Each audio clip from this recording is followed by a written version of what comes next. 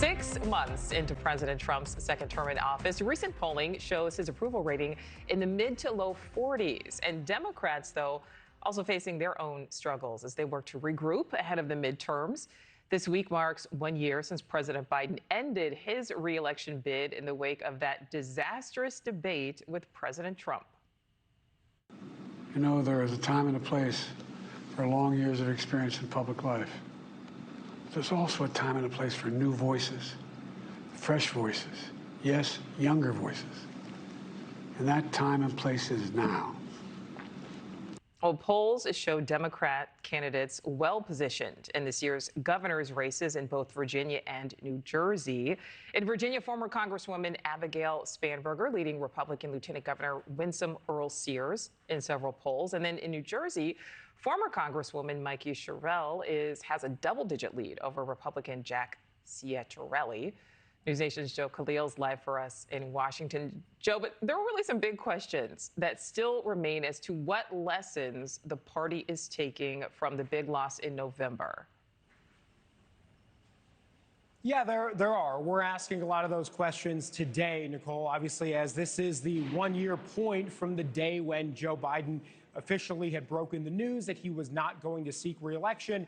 We're asking today, what has changed in that year for the party? I've talked to a lot of Democrats, reached out to more than a dozen in different spaces within the party. And one thing that I'm getting from virtually everybody is sort of an acknowledgement that it's been a tough year for the party, obviously. And so there is a lot of introspection about what they can do differently, what lessons the party should learn. One theme that I'm hearing often from everybody across the Democratic spectrum is they want to get back to their sort of roots as a party for the working class. That's going to be a big challenge for them, but that's something that Democrats feel like they used to have as their bread and butter that perhaps they've lost. President Trump clearly has an appeal with some working class voters, with a segment of them. What I've heard from Democrats is that after the One Big Beautiful Bill passed, there are potentially Medicaid cuts and food stamp cuts they can try to use to message to say that their policies are for the working class while the other guys are for rich guys and rich Americans. Whether that works remains to be seen. This is the generic ballot right now, and you just saw. At the same time, Democrats, while they're improving in that generic ballot, they also have record high disapproval still. And look at these numbers here on your screen. So there is some work to do here. Nicole, the other big theme that I've heard from several Democrats that we've spoken to is this sort of need for fresh blood. Now, that doesn't necessarily always mean younger people, but there is a push to get some younger folks more active in the party, in higher positions, high-profile roles, and to sort of introduce fresher ideas within the party in the power structures. And take a listen to what, I guess now former DNC official David Hogg told us at our NewsNation Hill Summit last week about this issue and about one challenge that he sees with the party having to move forward in this sense. I think our #1 philosophy as a default when it comes to how do we win is what raises us the most money and pisses off the fewest people in the entrenched political establishment.